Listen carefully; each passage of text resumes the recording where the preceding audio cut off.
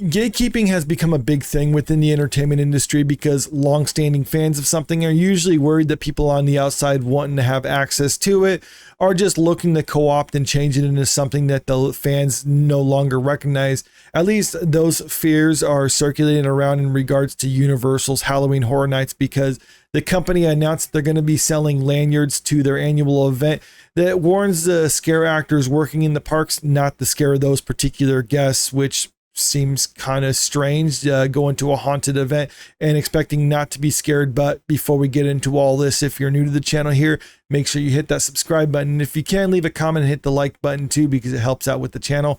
So I got this article from Pirates and Princesses talking about it with this headline: Halloween Horror Night fans accused of gatekeeping the event after mocking no scare lanyard necklace. And right off the bat, it does seem kind of strange that you'd be going to a haunted event and expecting not to be scared. I mean, that's like going to a buffet when you're not hungry. It's like, I really don't get it, but I don't know, maybe they just like the atmosphere to a point. Controversy is brewing on social media over Halloween Horror Nights and their upcharged Deathly Afraid badge. Those questioning the no scare lanyard at a horror night event are being accused of gatekeeping. This year, more kids are expected to attend the Universal Halloween offering due to the inclusion of Five Nights at Freddy's. FNAF, as it's known, is huge with Gen Z and Gen Alpha, and many are coming to the event for that house alone. And if you're a kid who's a fan of Five Nights at Freddy's, then I think you should be able to handle what's going on in the scare zones, because while some of the haunted houses can be pretty hardcore, if you can handle the Five Nights at Freddy's house, since that's more geared towards a younger demographic, then I think you should be able to handle what's going on just in the general scare zones around the park, and the lanyard is completely unnecessary. In anticipation, Universal is offering a $20 Deathly Afraid lanyard that people can wear if they don't want to be scared. And this is, from a business standpoint, a smart move by Universal, because they're probably looking at their spreadsheets and thinking like, well, I mean, there's a lot of people who attend the Halloween Horror Nights, but how can we get more people? People are not going because they don't want to be scared. It's like, okay, well then let's charge extra if you don't want to be scared, then you can come to our horror event. So not only are they paying to go to a haunted event, but they're paying more than what everyone else does because specifically they don't like being scared. So it seems kind of strange. It's like, oh, hey, I want to sell you this food. Oh, I'm not hungry. Well, I will sell you more. I will charge more for this food, and then you don't eat it. Okay. I mean, that's kind of what it comes across to me. And if they pull this off, then brilliant move on Universal's part.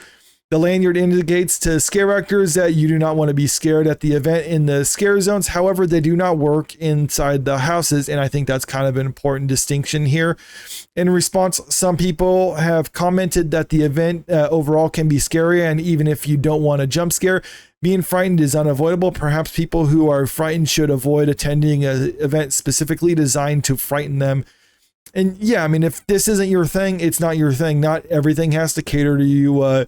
You can always attend Disney's Not So Scary Halloween. And that's not even a knock at people who do that sort of thing, because haunted attractions like this just aren't for everyone. There's a lot of people out there who don't like to go to these scare events. They're just maybe always, I don't know, wound up tight. So they don't want to be jump scared constantly. It's like, I get it. If it's not for you, then that's fine. You don't have to attend.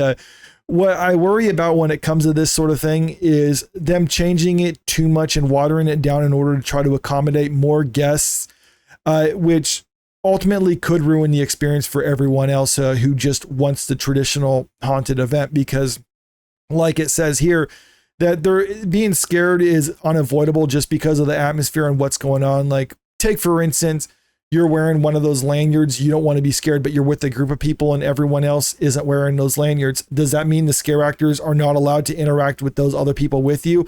Well, now it's kind of ruining their experience because they're not getting the experience that they wanted, even though they didn't pay extra for that lanyard. They're still avoiding the whole scare things as a result of all this. Or what about if you have one of those lanyards and there's like a group of people away from you with some distance that don't have if someone is chasing them with like a chainsaw or whatever, I mean, you're going to have some reaction to that. So if that's a little bit too much for you, where you're not allowed to, where like scare stuff isn't allowed to happen within like a proximity of you, then that could ultimately ruin it for just people around you.